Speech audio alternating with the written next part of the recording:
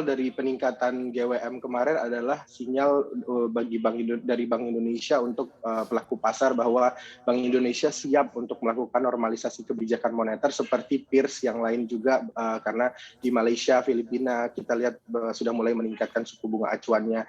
Namun itu balik lagi memang yang ingin ditekankan, yang kami tangkap dari step kebijakan Bank Indonesia adalah memang Bank Indonesia menjadikan suku bunga acuan sebagai pilihan terakhir dengan menggunakan liquidity approach dulu, dengan menyerap likuiditas supaya inflasinya nanti ketika terakselerasi tidak terlalu overheating dan mengganggu pertumbuhan ekonomi. Nah, Mas Gibran, kalau tadi Mas Gibran sebutkan yang diserap Bank Indonesia sekitar 280 triliun, itu masih sangat jauh lebih kecil jika kita bandingkan dengan excess liquidity atau likuiditas yang berlebih yang ada di pasar sekarang.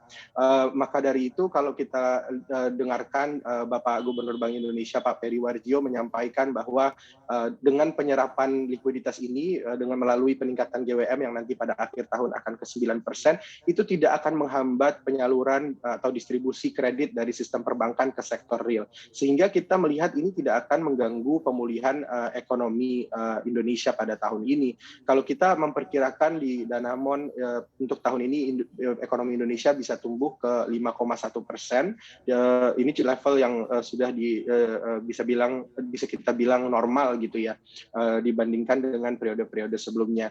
Jadi memang kalau kita lihat kebijakan penyerapan likuiditas sebesar 280 triliun tadi melalui peningkatan GWM ini tidak akan mengganggu pemulihan ekonomi domestik, Mas Gibran. Tapi ini adalah langkah preemptif dari Bank Indonesia untuk mencegah nanti pada saat akselerasi ekonomi itu terjadi lebih cepat, inflasinya tidak overheating sehingga masih bisa di-manage paling tidak pada kisaran upper target Bank Indonesia di Oke, jadi di tengah kebijakan hawkish dari The Fed dan juga bullishnya Bank Indonesia, apa sebenarnya yang harus diantisipasi begitu ya, Mas Faiz, untuk tentunya dampaknya ini tidak terlalu besar juga dan tidak melebar bagi ekonomi dalam negeri kita? Iya, kalau kami melihat sebenarnya langkah-langkah yang ditempuh oleh Bank Sentral sekarang sudah cukup memadai, di mana dengan kondisi external balance yang cukup baik, dari tadi saya sampaikan bahwa harga komoditas masih mendukung surplus neraca perdagangan, kemudian juga cadangan devisa masih cukup tinggi gitu ya.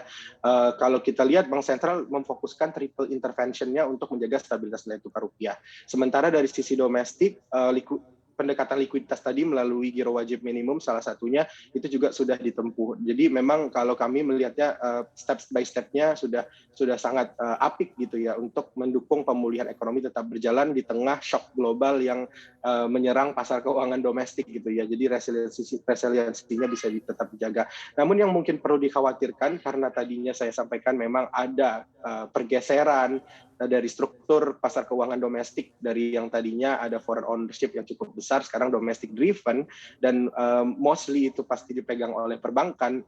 Nah, ini menimbulkan risiko tersendiri gitu ya. Jadi kita dalam melakukan unwinding stimulus yang ada di domestik ini sendiri juga harus berhati-hati. Karena balik lagi, jangan sampai tadi perbankan yang menyusun 80% dari sektor keuangan yang memiliki banyak aset domestik terutama untuk surat utang, ketika pandemi mereka tidak bisa menyalurkan kredit, jadi harus menempatkan uangnya di surat berharga gitu ya, salah satunya surat utang, itu mengalami tekanan dari sisi aset price-nya gitu.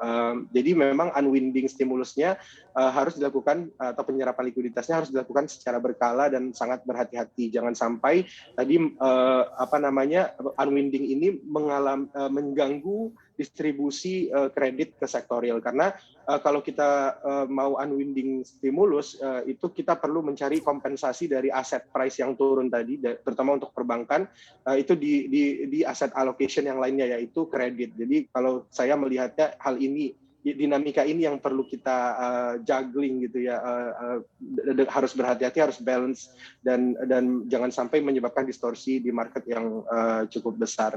Dan so far kita melihat ini kebijakan yang ditempuh Bank Indonesia on track, karena tadi Bank Indonesia juga tidak secara agresif menyerap likuiditas, tidak seperti The Fed yang memang tujuan utamanya inflasinya udah sangat overheating ke 8% dan menyerap likuiditas besar-besaran dengan melakukan penjualan bonds.